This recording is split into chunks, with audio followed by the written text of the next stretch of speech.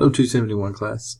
This is your Quiz 3 Solutions Guide, and this is not necessarily the order you saw the problems in, but these are the 15 types of problems that were on the quiz.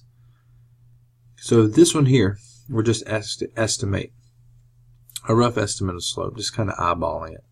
So I've got these two tangent lines I've kind of added in here, and they're kind of makeshift versions of the what the tangent line would be, and we're supposed to approximate what the slope of that tangent line is. And if you notice this little tangent line, it goes through points diagonally on those corners. So the rise is 1, runs 1, rise 1, run 1. So this one has a slope that's approximately positive 1 because it's going up and then to the right 1 each. And then if you come up here to P2, let me kind of get it. It's like there. You see now this time we rise 1, 2, 3 and run 1 in and around that point. So this slope, tangent line slope, is approximately 3. Okay. So again, what is this? These are the derivatives. The derivative at the point is the slope at that point. It's the slope of the tangent lines, which we can alternatively just say it's the slope of the curve at the point, how the function is changing at that point. Alright, the derivative of the arc sine, notice this little negative one, that's not a power this time. I know a lot of times we put like sine squared or something, that's a power. This is the arc sine function, so you need the arc sine derivative formula. And there's our derivative arc sine formula. Now notice here we have an x, okay? Here we have square root of 15 times t. So what does that mean? That means when I plug in the x right there, I need to replace it with the square root of 15 times t. So what do I get? I get the derivative, dy dt in this case, is equal to 1 divided by the square root of 1 minus, again, instead of x, I'm going to put the square root of 15 times t squared. And then simplify, it says. So simplifying means if you got square roots inside of squares, get rid of those square roots, and then raise the t to the second power as well. So this is going to be minus 15t squared. Alright, and then because this inside is not just t, we need to chain on. It's the chain rule. So we need to chain on the derivative of what's inside, which is the square root of 15. Okay, the square root of 15 is a number, and then a number times t, that's just a line. And the derivative of the line is the slope of that line. So we just have to chain on the derivative of the inside function here. So we have to chain on the derivative of the square root of 15t, which is the square root of 15. So finally we get the square root of 15 over the square root of 1 minus 15t squared. Or alternatively, you could have written that simply as just all of it underneath a radical. The square root of 15 divided by 1 minus 15t squared. Alright, here is a function f of x. We want to find the inverse of this function. So the inverse, call this y, call this x. If we flip-flop them, we end up with x equals negative 5/4 y plus 10. And now we solve for the new y. So I'll have an x minus 10 is equal to negative 5/4 y. And I need to multiply now both sides by the reciprocal of this. Multiplying by the reciprocal means multiplying by negative 4/5 on the left and right. If I do it on the left, however, I need to either leave it like this, which I'm fine if you leave it like that, or you would have to distribute the negative 4/5 in. If you did that, you would end up with negative 4/5 x. Alright, that times that. And then here, negative times a negative is a positive. 5 goes into the 10 twice. And then that'd be a 2. 2 times 4 is 8. The derivative, the inverse function, that is minus 5/4. Okay, so they're both negative sloping lines. So both of these are negative sloping lines. Negative 5/4, the original function is blue. It crosses at positive 10. So the blue graph has to have a y-intercept of 10. Well, this one doesn't. This one doesn't. This one does. Okay. Now the red graph is also negative sloping. So that pulls out this one. It's going to have to be this one. And notice this red graph has a y-intercept at 8. So this is our choice here. And finally, the last part, the derivative when x is 1 in the original function, the derivative of this, well, remember, this is a line, and the derivative of a function is the slope at a point. Well, because it's a line, its slope is always the m from mx plus b, so that's the derivative. It's negative 5/4. Okay, and the slope of the inverse, that is the slope of this line at any given point, and because it's always the same, it's a line again, it's always the same slope, so the slope here would be negative 4/5. And that's something from your notes, is that when you take the derivative of the inverse function at the same point, you're always just going to get the reciprocal of that original function. The y's and the x's just switch places. Alright, find the derivative. This is the quotient rule. So dy dx, or again, I'm fine if you do a paper test if you just use y prime.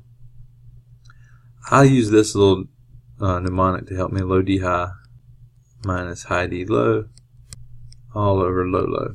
Okay, so what that means is the bottom function, so low would be 6x plus 7. D high is the derivative of the top, and again that's a line, so the derivative is just the slope of that line, so 2 minus high is 2x minus 3. Alright, d low is going to be the slope of the bottom, so that's, or the derivative of the bottom, so that's 6. This is, again, it's a line, and then low low is the denominator squared, so 6x plus 7 squared. So that's a little mnemonic to help you get started with it, but you still do need to simplify. So distribute your 2 through, you'll get a 12x plus 14 on the top left. And then when I'm distributing this 6 in here, it's minus, so I'm also distributing the minus through. So it's 6 times 2 is 12 minus, so a negative 12x. And then 6 times negative 3 is negative 18 minus will be plus 18. Again, all over the 6x plus 7 squared. And just leave it 6x plus 7 squared. You don't need to simplify that or expand it. 12x minus 12x cancel. 14 plus 18 is 32. So we end up with a 32 over 6x plus 7 squared is our derivative. Alright, first and second derivative, these are actually two questions. So it's not like part 1 or part 2 or anything. But first and second derivatives, the first derivative here, y prime or dy dx, same thing. I just use the power rule here, so I'm going to pull out the negative 5 times the 9, that's a negative 45x, and then I subtract 1 from this. So it was negative 5, so now it's negative 6. Alright, this is 8x to the negative 1. Alright, so that negative would come down and multiply with this to give me a positive 8x, and then this would become, from minus 1 subtract 1, I get a negative 2. Okay, and I'm again perfectly fine if you left it like that. Simplifying, you would get rid of the negative exponents by putting them down at the bottom. So I get 45 over x to the 6th plus 8 over x squared. And again, that's just simplification. It's not required. I would give you credit for the first or the second here. Alright, and then y double prime, or again the notation for the second derivative with the differentials is d2y dx squared. And here I would definitely go back to this version, so you use the power rule again. So negative 6 times negative 45, that's going to be a 30, carry a 3, 24, 270, x to the negative 7. Negative times a positive would be a negative 16, x to the negative 3. This thing doesn't like it when I make my loops too fast. So that would be 270 over x to the 7th minus 16 over x cubed. So there's our second derivative, there's our first derivative. And again, either of these alternate versions would be perfectly fine as well. Alright, the next question, that should be a free one. That is basically trig. Basically, that is trig. You don't need calculus to do this. So reference angle to find the given angle. Sine is the y coordinate on the unit circle. And this is basically us again. Arc sine is only defined in quadrants 1 and 4. So sine is saying if I have a positive 1/2 as the y coordinate, what was the angle? Well, there's positive 1/2, so the angle is 30 degrees, or in this case it wants radians. So pi over 6 radians is where we get a sine of 1/2. Alright, so again, that was just a straight up trig review, freebie, hopefully, question for you. Alright, graph this derivative of this function. So there's a couple of ways that you could have done this. Number one is just what is the derivative? Again, the derivative is tangent line. So we should have got a tangent line slope. It's negative to the left of some point right here. The tangent line is going downhill, so that's negative derivative. So we should have started off in the negatives. This didn't with its derivative. This did. This did. This didn't.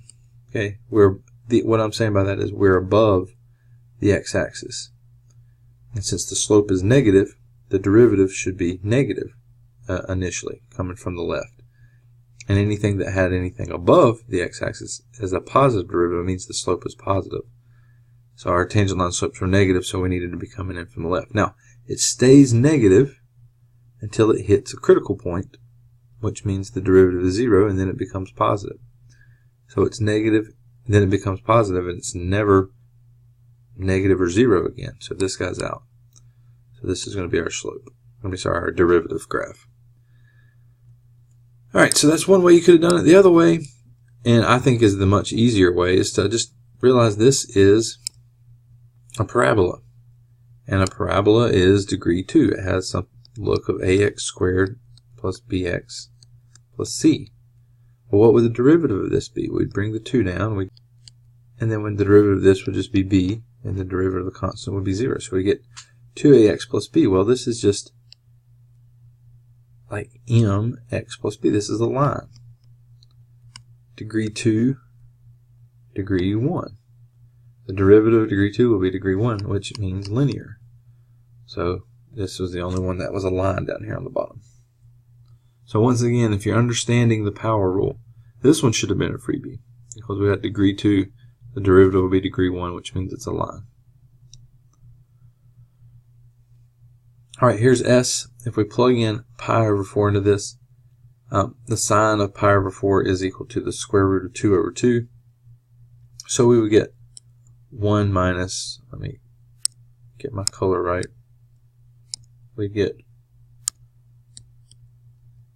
1 minus 9 times the square root of 2 over 2, which I could rewrite as 2 over 2 minus 9 square root of 2 over 2.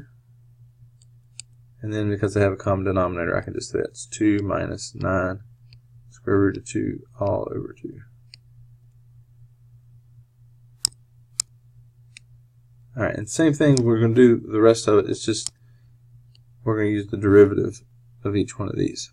So here, it's the derivative of s. Well, the derivative of this will be 0, because it's a 1. The derivative of 1 is 0. Minus 9 times the derivative of sine is cosine. So minus 9 cosine of t. T is pi over 4 in this case. The derivative of cosine of pi over 4 is also the same thing as sine pi over 4, which is square root of 2 over 2. So this is negative 9 and the square root of 2 over 2. Alright, second derivative, that's the derivative of this guy. Again, think of this as x. Technically the derivative of this would just be 0, so it's a constant. But if this were x, or t, sorry, the derivative of cosine is negative sine. So this would become positive 9. And then back to sine pi over 4.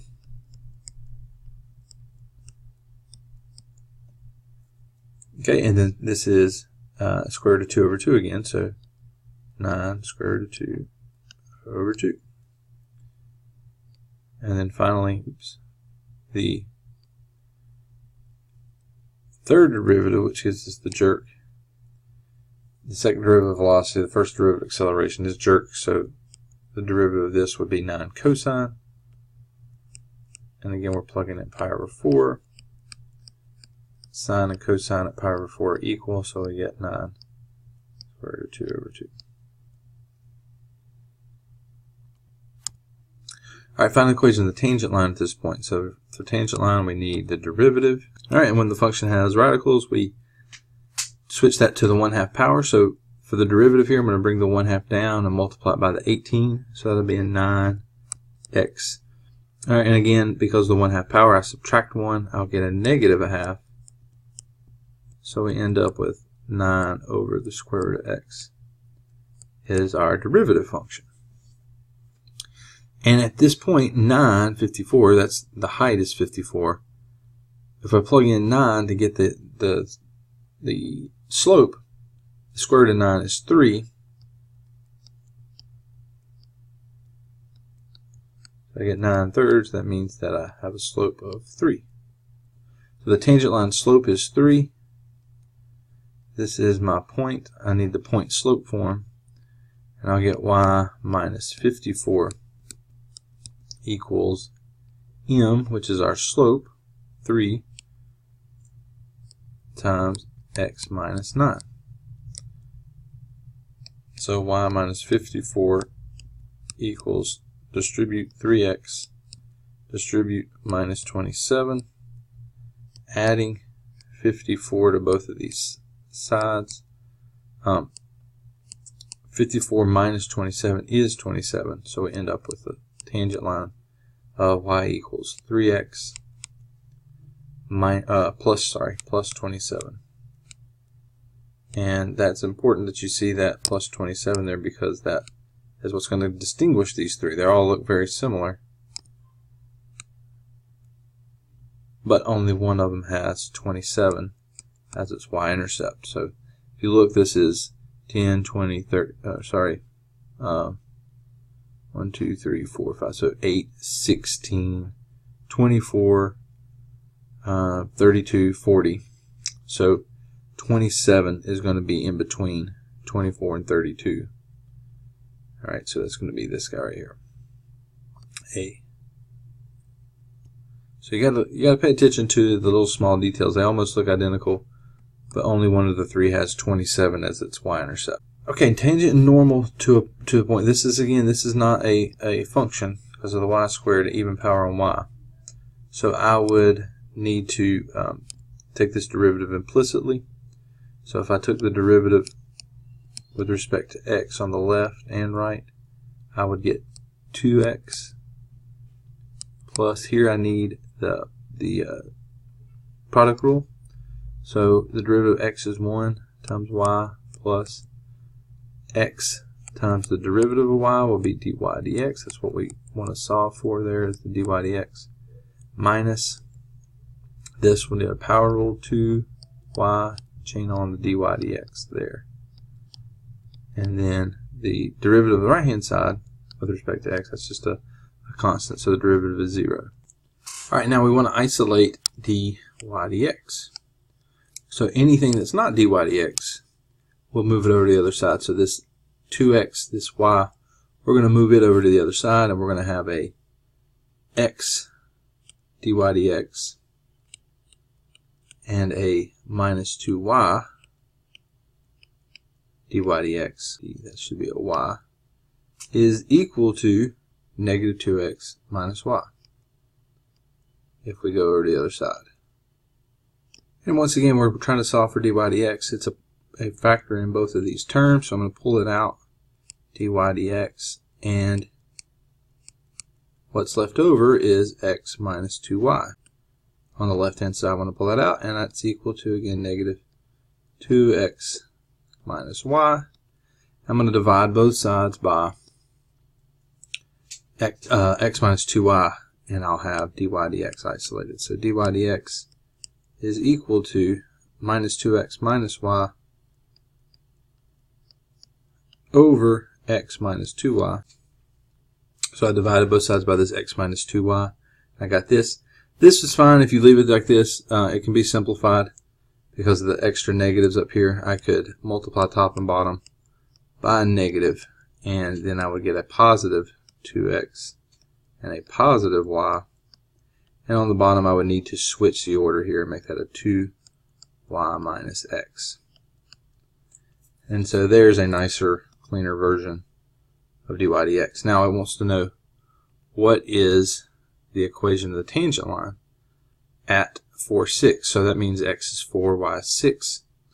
So we would plug in 4 for x and 6 for y everywhere we saw the x and y. So 4 for x, 6 for y, 6 for y, and 4 for x. And I would get 2 times 4 is 8 plus 6 is 14. 2 times 6 is 12. 12 minus 4 is 8. And those are both even, so I can reduce it to 7/4. 7/4 is the point. I'm sorry, 7/4 is the slope. The point is 4, 6. So I'd have y minus y1 equals our slope 7/4, x minus 4. Distributing the 7/4 through, I would have 7/4 x, and then the 4's here we're going to cancel, so I'd end up with a minus 7. Alright, I add 6 to both sides. I would get a y equals 7/4 minus 7 plus 6 would be a minus 1. So there is my tangent line. And then my normal line, I do the same thing as I did before. Y minus 6 equals m times x minus 4. But this time, the normal line will be perpendicular to the tangent line. So to get a perpendicular line, you flip the slope and negate it. So flipping and negating this thing, I would get negative 4/7 is the slope. And then just the same thing, just distribute through and simplify like we've been doing. So distributing the negative 4/7 through, I would get negative 4/7 x. Negative times a negative is a positive 16/7. And then I'm going to add 6 over. But I'm going to add it as, instead of 6, I'm going to add it as 42/7. So I can get a common denominator and all that good stuff. So 16 and 42 is 58/7. And that doesn't divide evenly. So there is my normal line. Alright, checking my work on Desmos here is that hyperbola. There is the 0.46 that we're discussing. If I type in the first of the equations, I got y equals 7/4 x minus 1. So there is that line of tangency right there. You can see it's tangent if we zoom in on it. And then the normal line, again, normal should be popping out. Oh, oops, popping out from this thing. So again, we're going to get our other line, which was y equals negative 4/7 x, and that other line was 58/7 for the y-intercept. So plus 58/7, and you see we come out normal from there. So again, the normal is a 90-degree angle between the line and the curve at that particular point, so perpendicular to the tangent line. So there's our tangent line equation, tangent line equation, and our normal equation right there. Alright, derivative, if this is our function, so dy dx, I'm going to need the quotient rule here. So low 1 plus cotangent d high. The derivative of cotangent is negative cosecant squared. I was running out of room and I need to shrink that down. So there's low d high minus high, the cotangent.